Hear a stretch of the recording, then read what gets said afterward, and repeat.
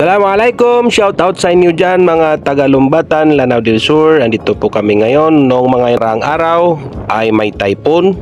Nag-install po kami dyan ng solar at saka Starlink dahil ilang araw, mga almost 1 week ata, wala silang ilaw dyan, kuryente dyan sa Lumbatan, Lanao del Sur. Ayan yung ating mga katropa na kasama natin nag-install sa Lumbatan.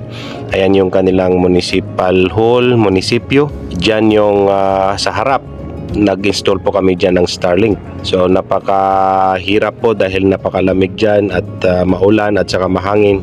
So nung nawala yung hangin at saka yung ulan, umakyat yung ating mga team dyan para mag-install ng solar at saka yung Starlink. So dito sa kanilang lugar, dead spot na area po ito, walang globe at saka walang smart pati TNT. Nakakasignal lang dyan sa mga karatig bayan.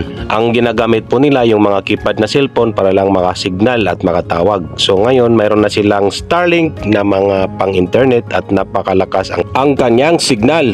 Ayan po yung ating mga katropa, si Mr. Ali, si Mr. Juhairi at saka yung si Mr. Salman. Sila po yung mga ka-team natin na nag-install. So ngayon nandyan po yung kanilang solar generator. Nagcha-charge po siya ng solar energy galing sa araw. So libre po yan. Napakaganda. Diyan natin kinonek yung ating Starlink para makasignal at saka yung kanilang window machine. Ayan yung kanilang jumbo window machine. Napakalaki po niyan. Ang capacity po niyan is mga more or less 10,000 yung pwedeng malagay na coins. So napakalaki ang window machine na yan. Mayroon po siyang kasamang cage. So dyan natin connect yung ating Starlink sa solar generator. Ayan po, full charge po siya, nagcha-charge sa solar panel. So nagcha-charge din sila ng mga cellphone.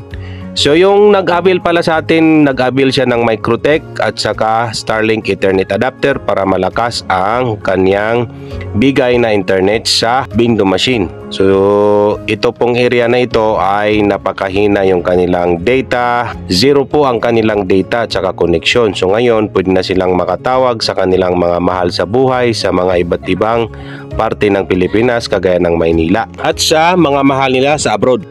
Thank you.